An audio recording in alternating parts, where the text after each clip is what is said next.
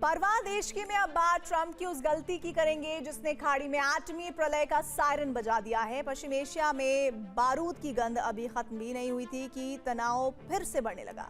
दुनिया उम्मीद कर रही थी कि समझौते के बाद हालात सामान्य होंगे, लेकिन हॉर्मुज को लेकर एक बार फिर ईरान और अमेरिका आमने सामने आ गए हैं। हॉर्मुज के पास ईरानी सैन्य ठिकानों को अमेरिका ने निशाना बनाया, लेकिन कहते हैं ना कि कूटनीति की बाजी में एक गलत चाल पूरा खेल बदल सकती है। और ट्रंप की यही गलती अब अरब में एटमी विध्वंस की कहानी लिखने जा रही है, क्योंकि ईरान को मिल गया है वो मौका जिसकी तलाश में मुश्तबा कब से बैठे थे। आखिर क्या है पूरा मामला, इस रिपोर्ट में देखिए।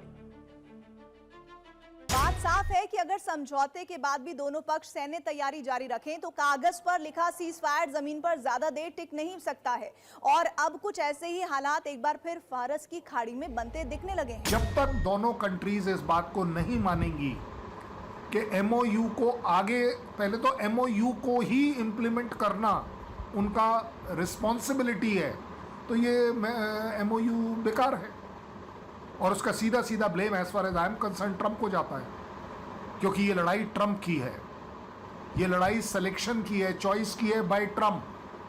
Trump is the culprit. मानता हूं ईरान भी कल्प्रिट है, but to start this war इसको शुरू करने वाला ट्रंप है। इसलिए ये सारी जो ब्लेम गेम है, जो बारूदी सो कॉल्ड लैंग्वेज इस समय वापस चल पड़ी है, उसका ब्लेम पूरी तरह से ट्रंप को जाएगा। ईरान के विदेश मंत्री अब्बास अरागची ने कहा कि हॉर्मुज में किसी की दखलंदाजी बर्दाश्त नहीं करेंगे और सिर्फ ईरान के मुताबिक ही खुलेगा हॉर्मुज स्ट्रेट। तो वहीं ट्रंप ने भी तीखा हमला बोला, कहा अगर ईरान नहीं सुधरा तो हमला करेंगे, और इस हमले में इस बार ईरान का अस्तित्व ही नहीं बचेगा। सवाल ये कि क्या खाड़ी में जंग की आग भड़काने के जिम्मेदार ट्रंप हैं? क्या ट्रंप की जंग वाली दबाव नीति ने ईरान को फिर से परमाणु कार्यक्रम आगे बढ़ाने का मौका दे दिया है? दरअसल 29-30 जून को स्विट्जरलैंड के बर्गेस्टॉक रिसोर्ट में दूसरे दौर की वार्ता होने वाली थी। इस बैठक का मुख्य उद्देश्य ईरान के परमाणु कार्यक्रम पर तकनीकी चर्चा करना था, लेकिन हालिया तनाव के बाद ईरान ने यह वार्ता रद्द कर दी, जिसके बाद अब कतर की राजधानी दोहा में दोनों देशों के बीच बातचीत होगी। लेकिन इस वार्ता में ईरान के परमाणु कार्यक्रम पर कोई बातचीत नहीं होगी, बल्कि दोहा वार्ता मुख्य रूप से हॉर्मुज विवाद को सुलझाने और एमओयू को सही तरीके से लागू करने पर होगी। सभी चीजों का प्रॉब्लम का अगर बिंदु है तो वो ट्रंप साहब है। अच्छा खासा बातचीत चल रही थी, डील होने की तरफ बातचीत होनी थी, एमओयू जो है डिसाइड हो गया था, इसके ऊपर बातचीत बढ़ने वाली थी जो टेक्निकल कमिटीज हैं, और आपने ले देकर एकदम से एक नई लड़ाई फिर से शुरू कर ली। कहते हैं मिसाइलों के साए में लिखे समझौते अक्सर इतिहास में ज्यादा लंबे नहीं चलते, और अब अमेरिका और ईरान के बीच ज्यादा तनातनी इसी ओर इशारा कर रही है। आखिर कैसे ट्रंप की एक गलती ईरान के लिए अवसर और अरब के लिए चुनौती बन गई है, इसे जरा समझिए।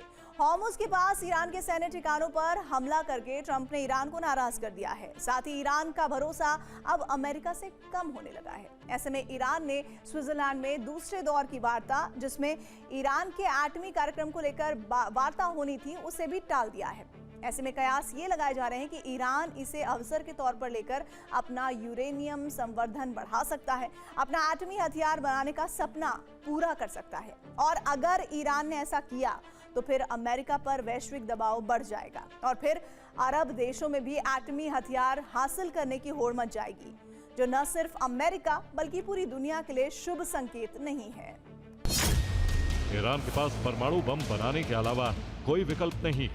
अमेरिका इजराइल का मुकाबला करने के लिए न्यूक्लियर शक्ति जरूरी, क्योंकि परमाणु हथियार ही सुरक्षा की असली गारंटी देगा। इन हमलों के बाद IRGC को लगने लगा है कि जब तक ईरान के पास एटमी ताकत नहीं होगी, तब तक अमेरिका अरब देशों के साथ मिलकर ईरान को खत्म करने का प्लान बनाता रहेगा। और ऐसे में ईरान का ये कदम न सिर्फ अमेरिका बल्कि अरब में उसके सहयोगियों के लिए बड़े खतरे की घंटी है। ईरान अभी भी यूरेनियम संवर्धन कर रहा है। क्या वो जल्द ही एटमी परीक्षण करने वाला है? 11 मार्च को ईरान के राष्ट्रपति मसूद पेजेश्कियान ने कहा था, यूरेनियम संवर्धन ईरान का संप्रभु अधिकार है। 22 मार्च को विदेश मंत्री अब्बास अरागची ने कहा था कि संवर्धित यूरेनियम ईरान से बाहर नहीं जाएगा। IRGC के डिप्टी कमांडर ने 4 मई को कहा था कि परमाणु बम बनाना और अपनी रक्षा करना हमारा अधिकार है। ईरानी परमाणु ऊर्जा संगठन के प्रमुख मोहम्मद इस्लामी ने 14 जून को कहा था कि 20 साल का प्रतिबंध मंजूर नहीं, यूरेनियम संवर्धन जारी रहेगा। वहीं 19 जून को मुख्य परमाणु वार्ताकार अली बाघेरी कानी ने कहा था कि अमेरिका से बातचीत सिर्फ बराबरी के स्तर पर होगी। अमेरिका और ईरान के बीच एक बार फिर तल्खी इस कदर बढ़ चुकी है कि दोनों ही तरफ से सैन्य तैयारियों को धार देना शुरू कर दिया गया है। ईरान जहां अपनी मिसाइल, स्पीड बोट्स, ड्रोन्स की तैनाती हॉर्मुज़ में कर रहा है, तो वहीं अरब सागर में अमेरिकी फाइटर जेट्स की गड़गड़ाहट सुनाई दे रही है। यानी पश्चिमी एशिया में महासंग्राम की बिसात एक बार फिर बिछनी शुरू हो गई है।